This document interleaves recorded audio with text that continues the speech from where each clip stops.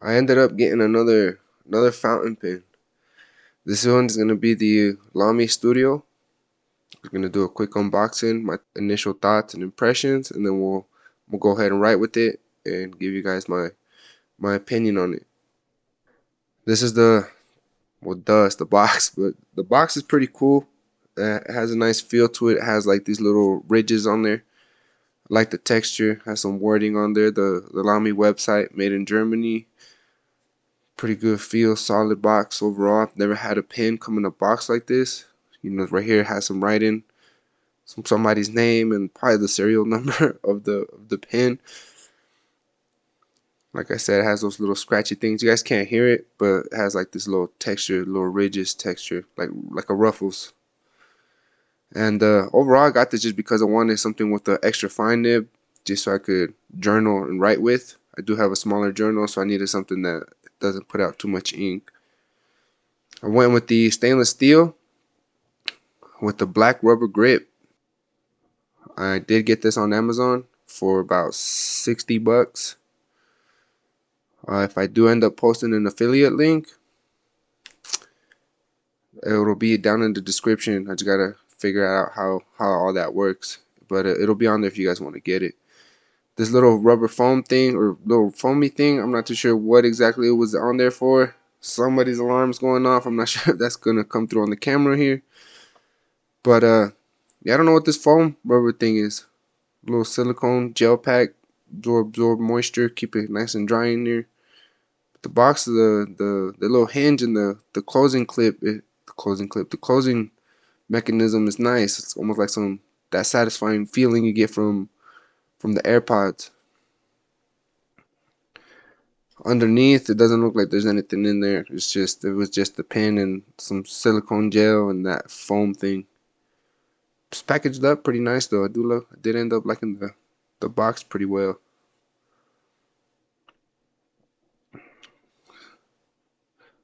Enough with the box though. Let's look at the pen here. The pen, I do like the feel. It feels a lot more sturdy, heavier compared to any of the other Lamies that I've had. I like the chrome finish on the caps in the end. The clip at first I did not like. I did see other like videos and photos of it. The clip kind of was throwing me off. It looks like a little thing you play music with. I'm pretty sure you guys have seen those before. But now that I do have one and I have it in hand and I've had it for a while, I do like it. It's not as clunky as I thought it was gonna be. Feels nice, clips on nice, pretty sturdy. And I did say I got the stainless steel with the rubber grip, but they ended up shipping out this one, which I was a little upset about because I did hear that the grip was kind of bad for sweaty hands, and my hands do end up sweating a little bit. So I guess we'll see what that's like. But overall, I'm really liking the feel in general of the pen and the body of it. So I don't think I should have any issues. And then looking up at the nib, this is the extra fine. And looking at it more closely, it's the 14 karat tip, which I did not order. Just that tip itself, that nib, goes for like 70 bucks. So, and I did look up this pen. It's not even the stainless steel. It's the palladium finish. I'm not sure what that is or if that adds to the value of it, but this specific model is about 170. So it's not the one that I ordered. The grip wasn't what I wanted, but I'm not complaining. I got the gold nib, and I'm excited to try that out as well. The cap sits on there pretty nice. I like the little clickiness to it. It's pretty solid, stays on there. Does take a little bit of effort to take it off.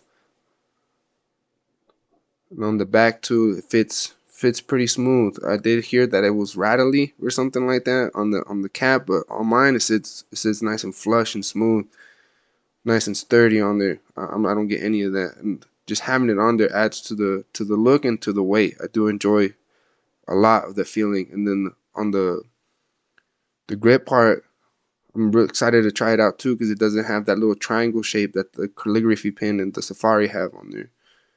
Overall, it's a pretty solid feeling, sturdy pen. I'm really enjoying it. See what else the pen comes with that I wasn't expecting. Let's unscrew it. And there is no ink cartridge in there, which, I mean, if this is your first pen or you don't have any other LAMY pens, it's a little disappointing, but I do have some extra converters on the side, so take a look at that as well. And just overall, I am enjoying the grip, and the nib is exciting. It's going to be exciting to use. Putting in the converter did seem a little bit weird at first, because the threads, the little part where it threads on there, on the Safaris, it does stick out a little bit more, and it has these grooves for the little plastic parts on the cartridge to go into and click into. And this one didn't have that, so I was a little concerned that these converters wasn't gonna work, but it looked like they did fit pretty well in there, nice and tight. We'll fill it up with some ink here and get it going in a while. Checking out, making sure that it'll all fit right. Because if not, I would have been upset if I did have to buy some extra converters. But this one seems to be working fine. I'm excited to use it. After filling it up with the ink, I did notice that the grip tends to stain a little bit with the ink. This is going to be the Diamine Oxblood. All I had to do was kind of wet the napkin a little bit with some water and just kind of wipe it down after filling it up. Because you do have to dip the fountain pens with converters to fill them up. There's some that you don't. You can inject them with a needle, but this one you do. If that doesn't work, you can use like a little bit of alcohol on the napkin, and it should wipe right off. More than anything, the reason why I ended up picking up this pen was for the extra fine nib, because I wanted something that I could write small and neatly with in my journal. And for that purpose, I really expected this nib to be quite a little bit thinner than the regular fine nib. So this is going to be the fine nib here, and this is the extra fine. I couldn't really tell that much of a difference with the line thickness. As far as like regular journal writing, this is how I write my lettering, my font, my size. And I also thought that the 14 karat tip was gonna allow it to be, or just I was expecting it to be different, like smoother or even more of a precision type of nib. But it ended up being a little scratchy. I don't know how I feel about that, or if I like that. I know, because this one right here is just so smooth. It's just like, it's like butter. The main difference I noticed that will be more beneficial towards my journaling is going to be this tip releases a little bit less ink as to the regular fine nib.